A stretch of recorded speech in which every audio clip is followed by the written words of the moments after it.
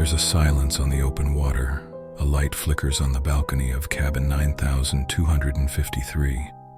Somewhere off the coast of Curacao, the ocean waits, but one person aboard the Rhapsody of the Seas will never be seen again.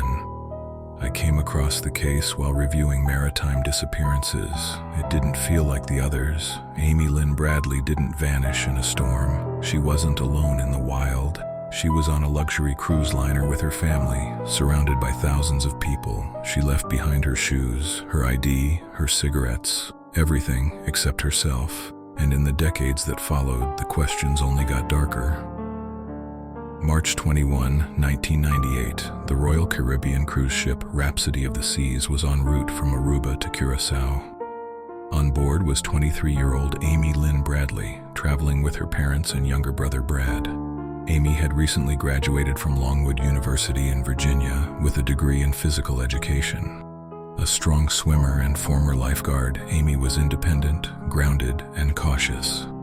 The night before her disappearance, she attended a party on board. Security camera footage captured her dancing in the ship's nightclub, the Disco, with a member of the ship's band, Blue Orchid. Witnesses corroborated she was in good spirits.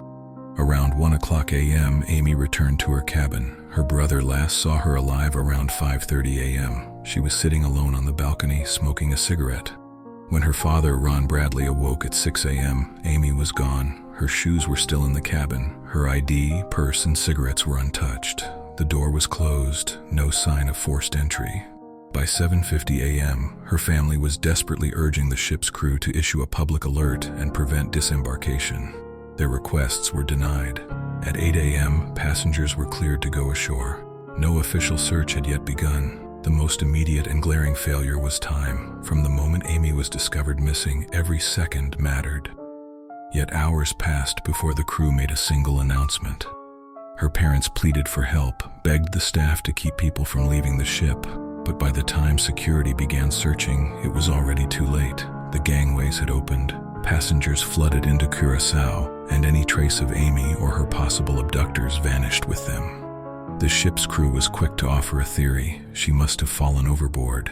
But that explanation felt hollow. Amy was barefoot, yes, but the railings were high, the seas were calm, and there were no sounds, no splashes, no alarms, and most crucially, no body. Her parents pushed back hard.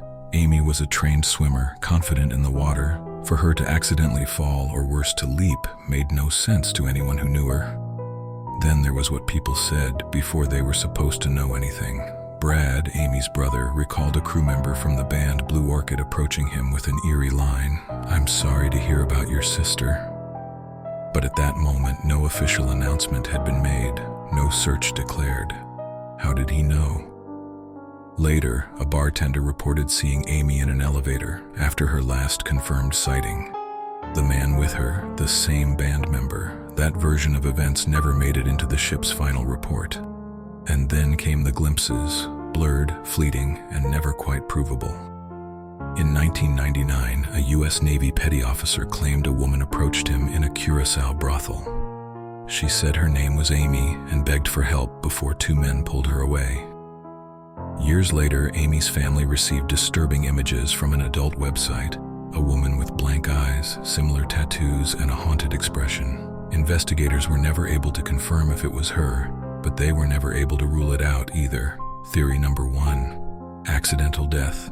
Royal Caribbean and initial investigators focused on an accidental drowning, but no physical evidence has ever supported this claim. The ship was docked, not moving. Amy would have had to climb the railing barefoot, silently, without waking anyone. For a trained swimmer with no history of suicidal behavior, this scenario feels artificially convenient. Theory number 2: voluntary disappearance. Some suggest Amy chose to vanish, but this theory lacks motive. She had a supportive family, a new job waiting at home, and no known mental health concerns. Her credit cards, Idaho, and personal belongings were untouched. If she planned to disappear, she would have needed outside help, and yet no such connection has ever been found. Theory number 3: human trafficking. This is the most disturbing theory, and the one her family believes most strongly. Several witnesses claim to have seen Amy in sex trafficking environments across the Caribbean. The brothel testimony from the Navy officer was detailed and consistent.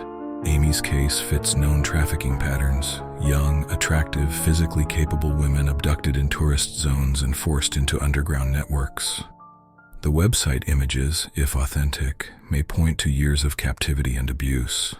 Despite FBI involvement, no raid, no rescue, no confirmation has ever surfaced. Theory number 4, onboard conspiracy. The behavior of the crew raises unsettling questions. Amy was last seen with a band member. Her family says ship staff were evasive. The premature sorry offered by one musician has never been explained. It's plausible Amy was drugged, abducted, and removed from the ship during the initial wave of passengers disembarking under the nose of disorganized security. More than 2 decades later, the disappearance of Lynn Bradley remains unresolved. Her name is etched on online forums. Her face circulates in missing persons bulletins, but no court has ruled on her fate.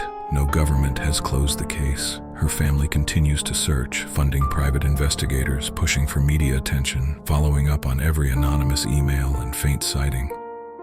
But still, no body, no confession, no trace. I keep going back to the balcony.